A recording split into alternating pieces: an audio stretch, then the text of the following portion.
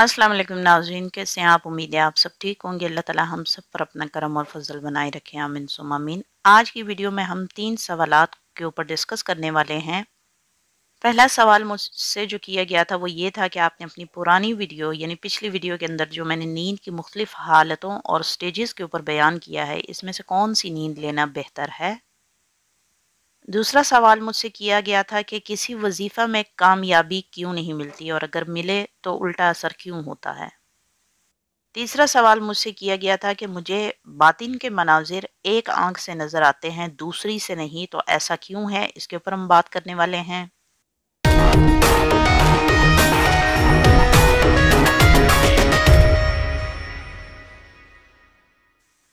Video की detail में जाने से पहले आप सबसे सेम रिक्वेस्ट है, चैनल पर अगर नए तो चैनल को सब्सक्राइब कर दें, वीडियो को शुरू से लेकर आखिर तक देखें और वीडियो को लाइक ज़रूर कीजिएगा। Thank you so much.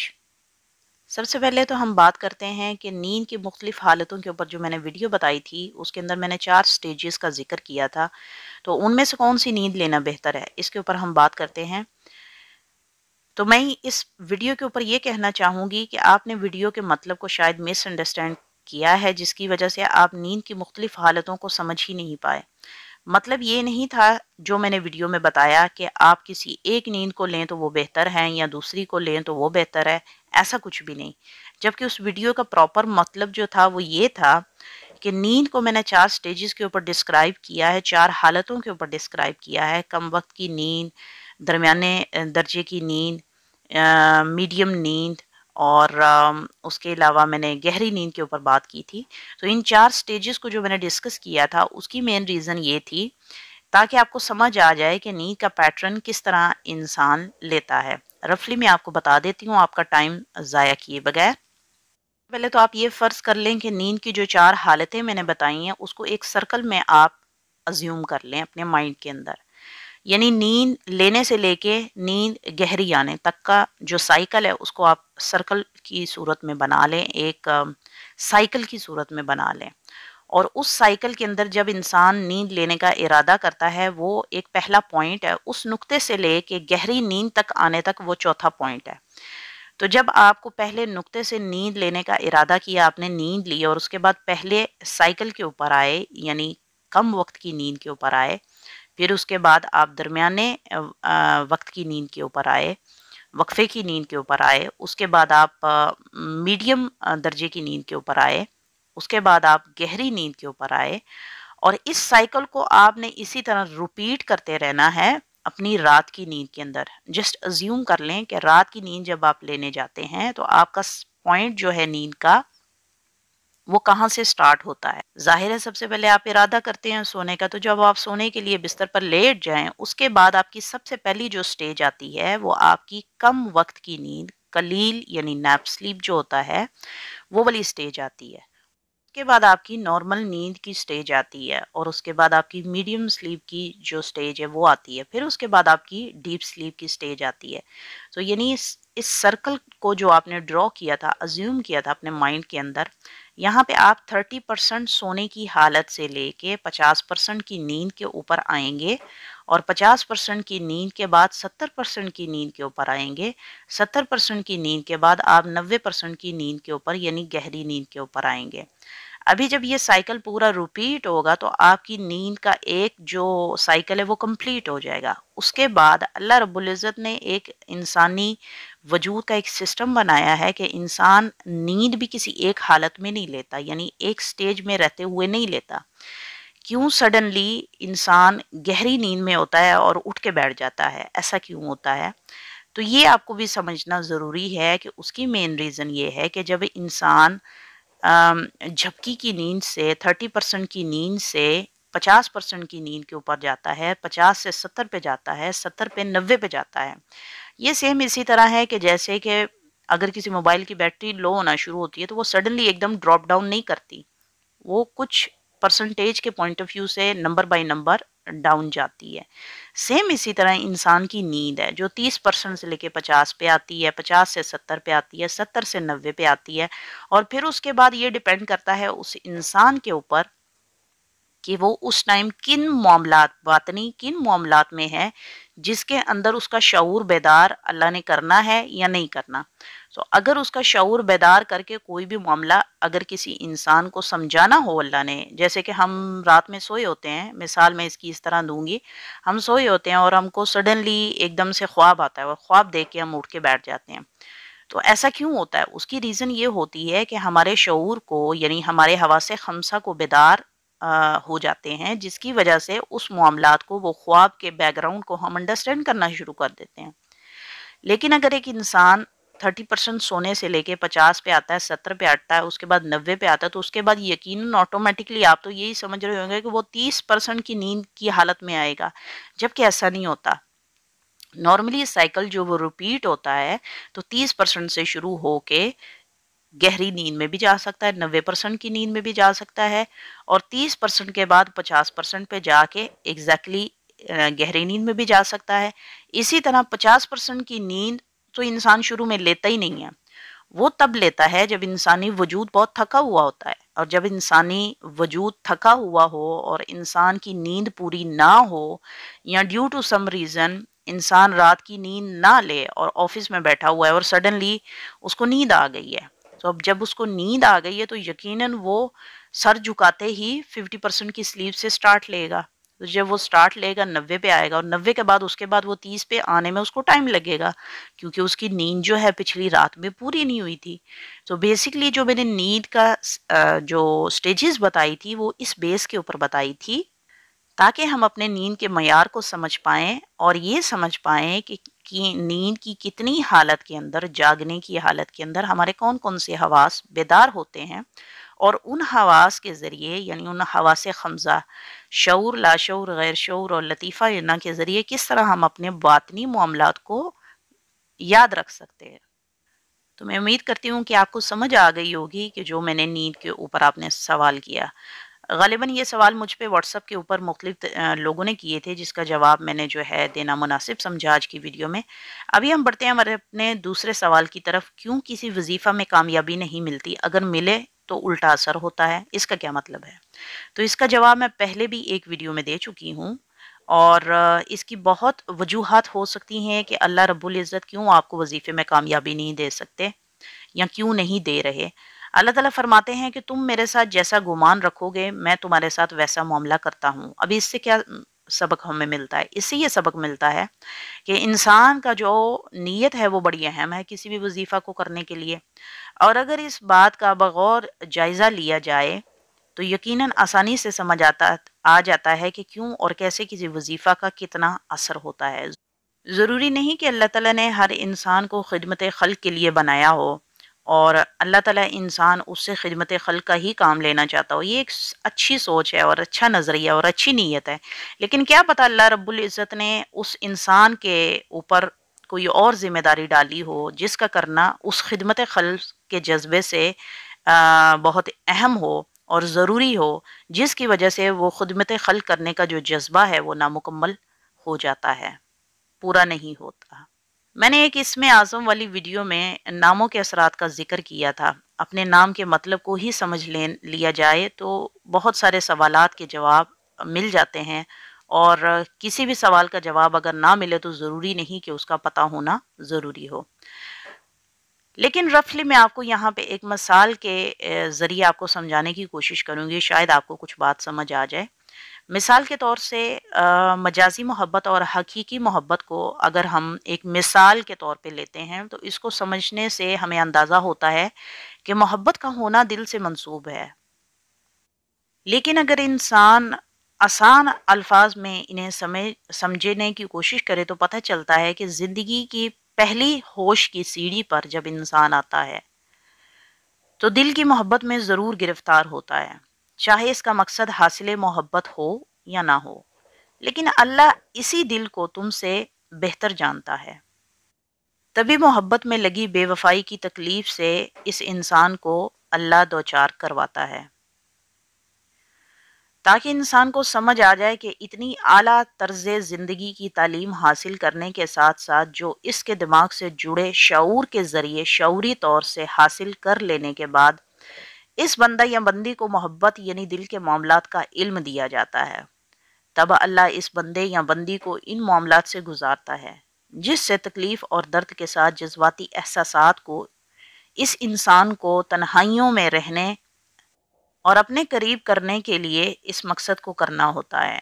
लेकिन क्योंकि मोहब्बत अरूज पर होने की वजह से दिल किसी हक तलफी को तस्लीम करने से कासिर होता है, लेकिन आखिरकार होता वही है जो अल्लाह चाहते हैं और जो तेरे नसीब में लिखा होता है। अगर इस मोहब्बत के प्रोसेस से कोई इंसान ना गुजरे तो ऐसे इंसान को किसी भी तरह दिल के अंदर के जज्बाती कैफियत, महसूसात या जज्बात की समझ ना आ सके। इसमें कोई शक नहीं कि दिल की दुनिया हजारों टुकड़े होने के बाद ही इस दिल को अपनी असली हालत में ला पाती है, वरना इसको ना तो एहसास जिम्मेदारी हो, ना रिश्तों के असूल का पता हो, न दीन की समझ हो और ना ही हकीकी मोहब्बत यानी अल्लाह की मोहब्बत के मतलब का पता हो।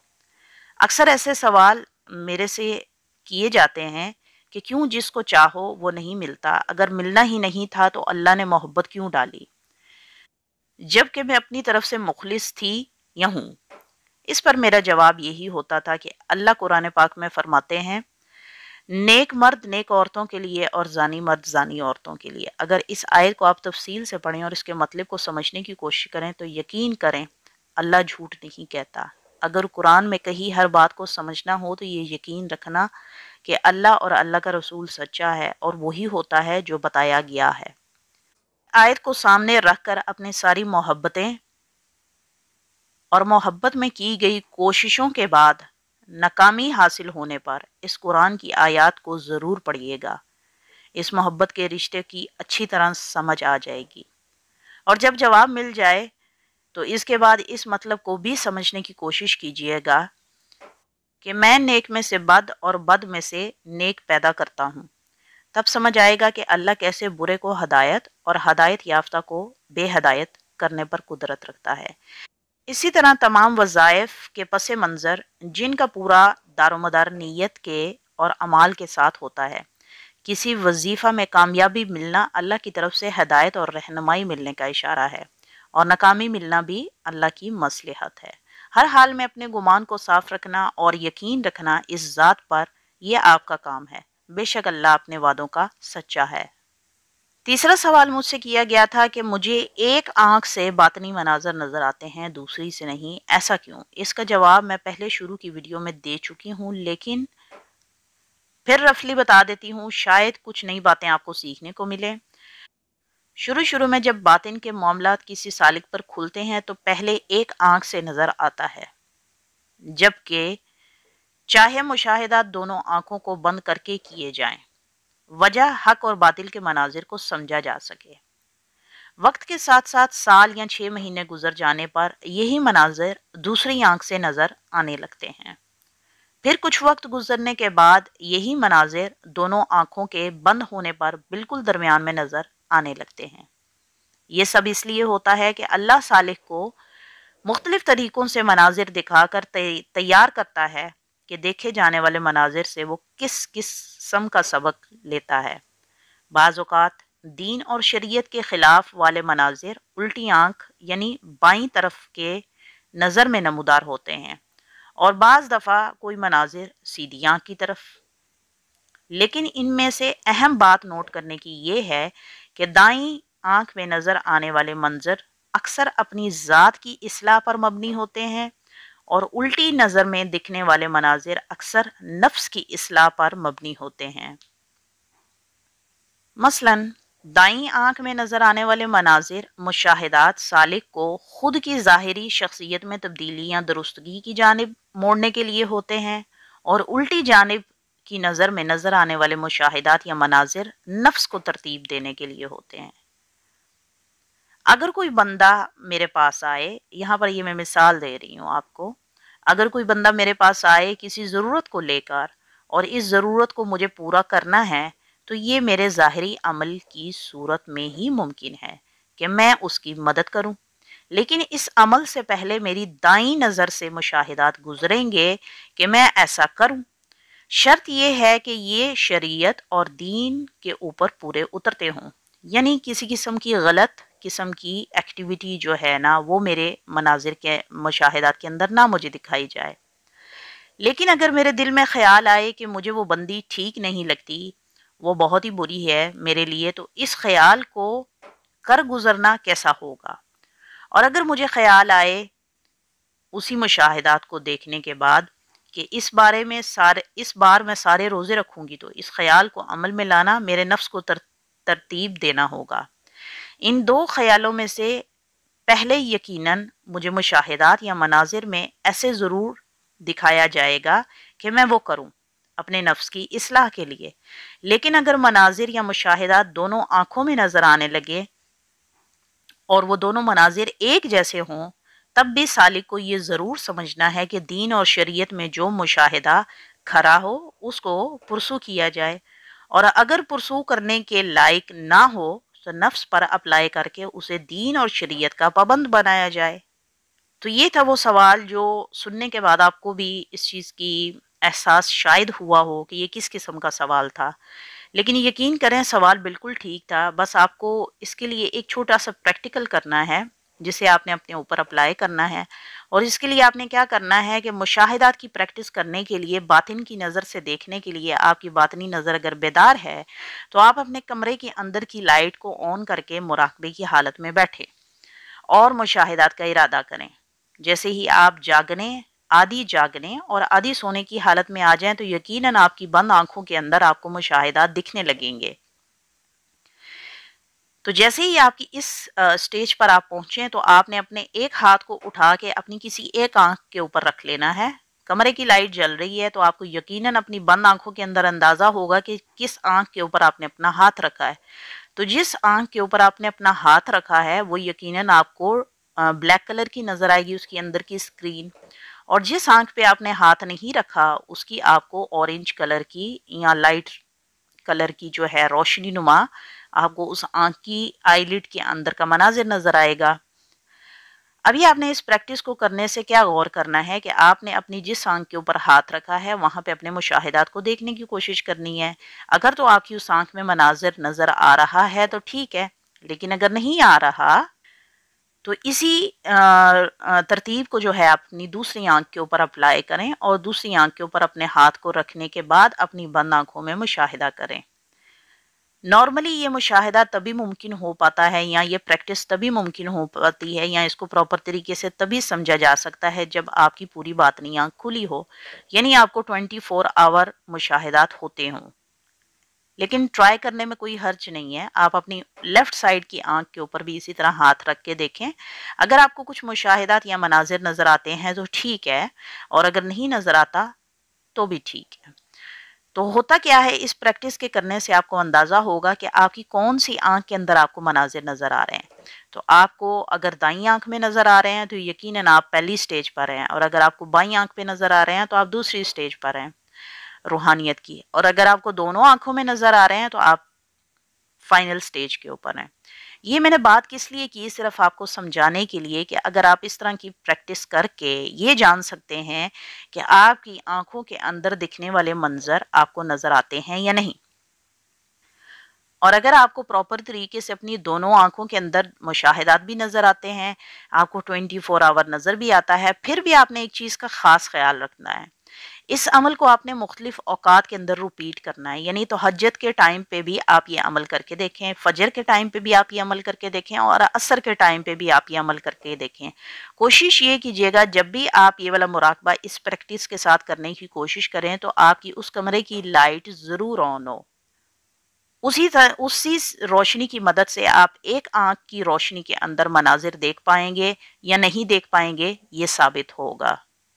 ان شارٹ آپ کو بتاتی چلتی ہوں، جیسے ہی آپ مشاہدات اور مراقبے کی پریکٹس کے اندر بیٹھیں گے آدھی جاگنے کی حالت میں اور آدھی سونے کی حالت میں ہوں گے، تو آپ نے اپنے ایک ہاتھ کی ہتھیلی کو اپنی دائیں آنکھ کے اوپر رکھ کر مشاہدات کرنے ہیں، آپ نے پریکٹس کرنی ہے، منظر دیکھنے کی کوشش کرنی ہے، اور جب آپ کچھ لمحے گزار کے دیکھ چکے ہوں پھر آپ نے الٹی سائڈ کی لیفٹ آئی کے اوپر اسی طرح اپنا ہاتھ رکھنا ہے اور مشاہدات کرنے ہیں اور پریکٹس کرنی ہے اور دیکھنا ہے۔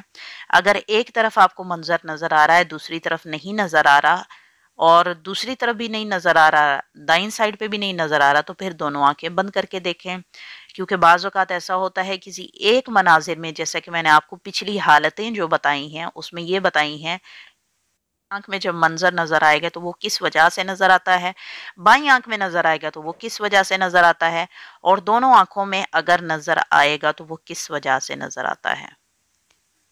तो ये थी हमारी आज की वीडियो। उम्मीद करती हूँ कि आज की वीडियो आपको अच्छी लगी होगी। हमेशा की तरह चैनल पर अगर नए हैं तो चैनल को सब्सक्राइब कर, वीडियो को लाइक कर दें। मिलते हैं अगली वीडियो में नए टॉपिक के साथ। तब तक के लिए मैं आपसे इजाज़त चाहूँगी। अपना ख्याल रखिएगा, दुआओं में याद रखिएगा। टेक केयर, अल्लाह हाफिज़।